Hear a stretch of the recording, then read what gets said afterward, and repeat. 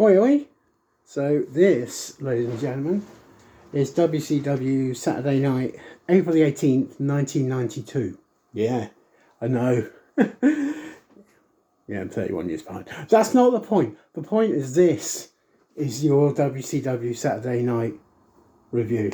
Now, ladies and gentlemen, if you in case have forgotten who I am Will Nitro. And you should be happy that I'm still here doing this for your enjoyment, for your pleasure, for your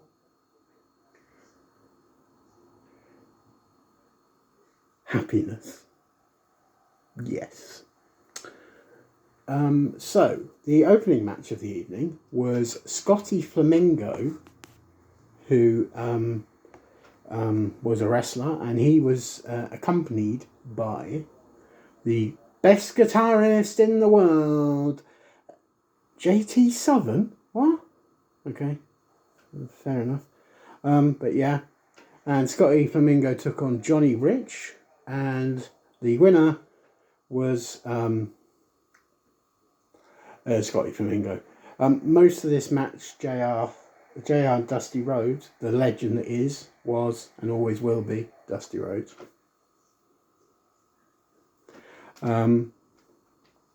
Talked about that Scotty Flamingo wanted to... He called himself Flamingo Madness, and that he was going to take over the light heavyweight division, because that's what Scotty Flamingo was. He was light heavyweight. And he was going to not only face and take on the light heavyweight champion Flying Brian, but he would beat said champion and rename the light heavyweight division the Scotty Flamingo division. Yeah, I just have to take some advisement on that one. The next match, I'm just going to move this slightly. There you go. So the next match was a... Ooh, you stay down, young man. Sorry. There we go. Next match was Vinny Vegas versus Chris Sullivan. Now, I've been trying to find out if Chris Sullivan was Dave Sullivan or Kevin Sullivan or somebody Sullivan, but I haven't found that out. So I don't know if Chris Sullivan is like another incarnation of the Sutherlands, or he was in the Australian TV show The Sutherlands. I don't know. There's people watching this going, who the hell, what is the Sullivans from the 1980s? It was a show before Neighbours in the 80s. So, yeah, I'm showing my age. My beard is showing my age. And there we are. Yeah, so Vinny Vegas won this. And his finishing manoeuvre, by the way, was Snake Eyes. Yes, that's right. Vinny Vegas' finishing manoeuvre was Snake Eyes. Yeah, make of that what you want to. But yeah, that was his finishing manoeuvre in 1992. His finishing manoeuvre was dropping someone's head on the turnbuckle and then pinning them. Really a finishing manoeuvre? Really? But it was, and he did. So there we are.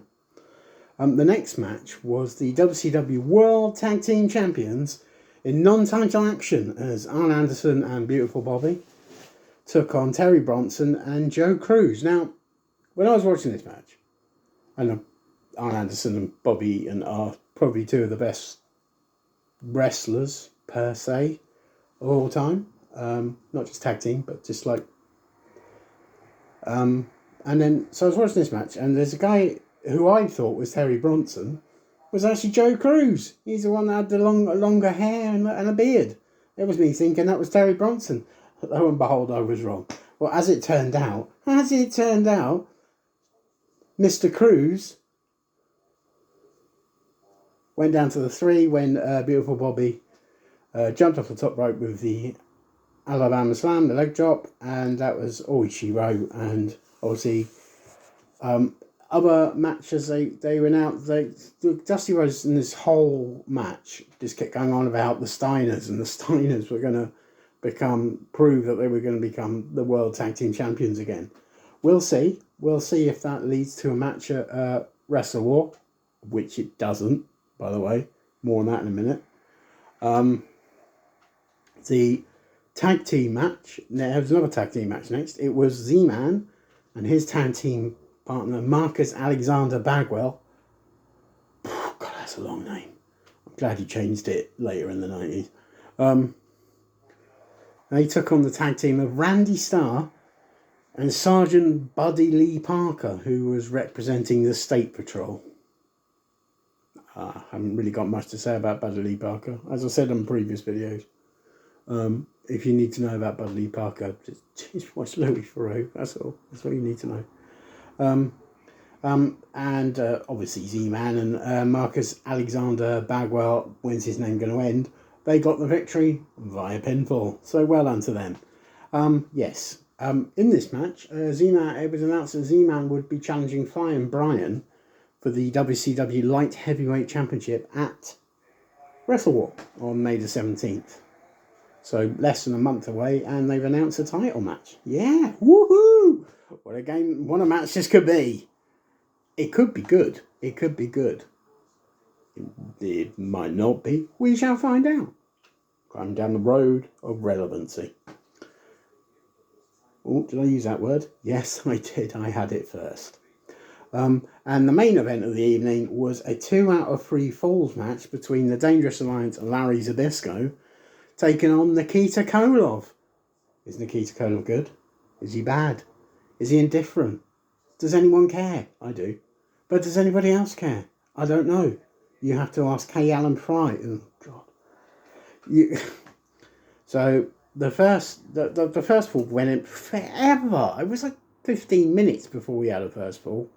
And Nikita Koloff, he got that fall when he inside cradled Larry Zbyszko. Yes, he fell for the old I'll roll you up routine. Larry Zbyszko was trying to, just before this, he was trying to brainbuster him, and obviously that was Zbyszko's finishing manoeuvre. So, yeah, that didn't work. So, yeah, that was 1-0. And then fall 2. Now, normally, you would think that fall 2, Zbyszko would get an equalising fall and we'd go to a final fall, like most 2 out of 3 fall matches happen like. But this was WCW in 1992. Booking didn't happen like that. No. So, Nikita Koloff came running off the ropes and Paulie dangerously. I don't know what happened to him. What a wise man. He tripped up Nikita Koloff and, yeah. So, and surely Larry Zbyszko would pin him from there. No, he didn't. He rushed him into the ropes and Nikita Koloff hit him with the Russian sickle, which is basically a really nasty lariat. And 30 seconds later, not only did he pick up the second fall, but he actually won the match 2 falls to none. Unbelievable. So Nikita Koloff wins that match. And then they were sort of inferring things during after the match and during the match. And they caught, Paulie dangerously having an argument with Larry Zbyszko. And they went off. And I was like, well, they were sort of inferring during the match that there was problems. There was dissension in the ranks. I love that thing. In the Dangerous Alliance. So maybe that is maybe. Who knows? Remember, Vince Russo wasn't around in those days, so there's no Russo swerve coming. I guarantee he's an idiot. Don't get me started on him. But yeah, so that was WCW Saturday Night. The main event was probably the best match of the night. As a wrestling match, best fluid match was probably seeing Arn Anderson and Beautiful Bobby tagging together. They were just like a well-oiled machine. I know it's a cliche, but they were brilliant. Absolutely brilliant. Don't know why Vinny Vegas was Vinny Vegas at this point in time, and I still, to this day, don't understand what he was. I don't get his character, so sorry. Other notes from this show, Sting was interviewed, and he was talking about that he was going to meet Vader Didn't say when, but he was going to meet him to defend the WCW World Heavyweight Championship. And he didn't have his title with him, which I thought was a bit odd. But he did come out in a nappy, like, pink clothes and a weightlifting belt thing, which was weird. But yeah, so he was talking about that. And then they went to... He's a bit weird. They then went to, like, part of the show they go to, like, Eric Bischoff with the WCW magazine, and he said in that match that Sting had suffered a rib injury. It didn't seem like he was suffering on this night. When he was walking down the stairs slapping the kid's hands. But yeah, so apparently he had a rib injury, and he was in doubt for Wrestle War, which main event, by the way, was going to be War Games. So he's still not defending the title at pay-per-view, which I just find really weird because he won the title in February and he hasn't defended the title on TV since. He has defended at house shows and stuff, but he hadn't defended it on TV. And that's 2 months down the line now, and he still hasn't defended it. Almost 2 months down the line. So, yeah. They announced... So, as I was saying before, they were talking about, well, Steiner Brothers are going to get a title shot. Well, no. Not at the WCW World Tag Team titles, they're not. No. Because at Wrestle War, it was announced that they're going to take on Tatsumi Fujinami and Iizuka. And the winners of that match, will then challenge later in Japan for the IWGP Tag Team Championships against the Great Muta and his partner, whose name currently escapes me, which is quite embarrassing because I can't remember his name. But yeah, so that's what they were talking about then. But yeah, so no, they won't be getting a shot of the WCW. God, talking about WCW and start yawning. Sorry, I had to say that. They won't be getting a WCW World Tag Team title shot at Wrestle War. In other news, now,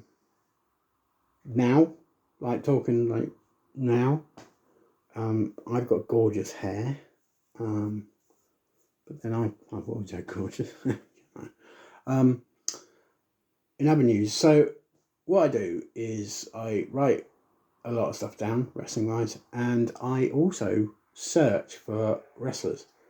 So I've gone through 1991, 1992, 1993 and 1994 of the PWI 500.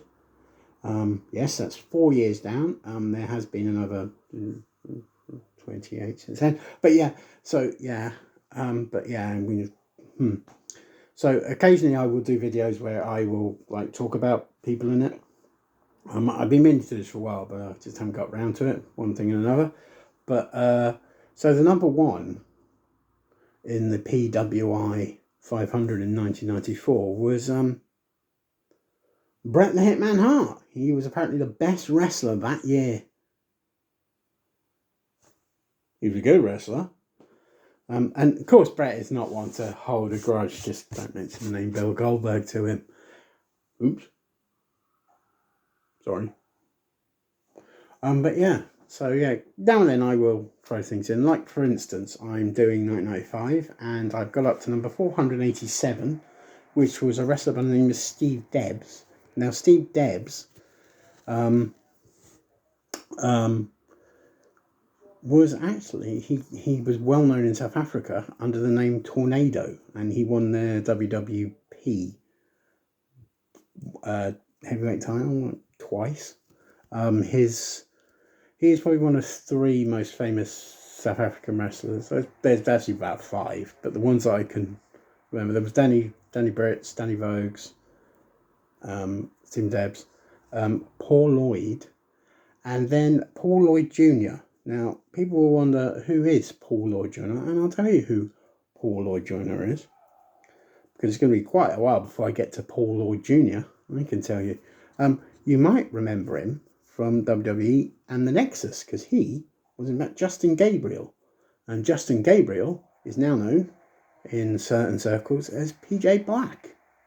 So yes, PJ Black was once known as Paul Lloyd Jr. because Paul Lloyd is his dad before he passed away. But yes, so occasionally I will do videos and I will talk about people I come across, hence why I've talked about Mr. Debs. And yeah, it's interesting. It's good to know about what wrestlers used to be and what names they had before. But yeah, so I hope you enjoyed this historical review. But yeah, my name is Will Nitro. Thank you for watching, and as always, thank you for living in Will Nitro's world, because I am Will Nitro, and you have the pleasure of knowing that.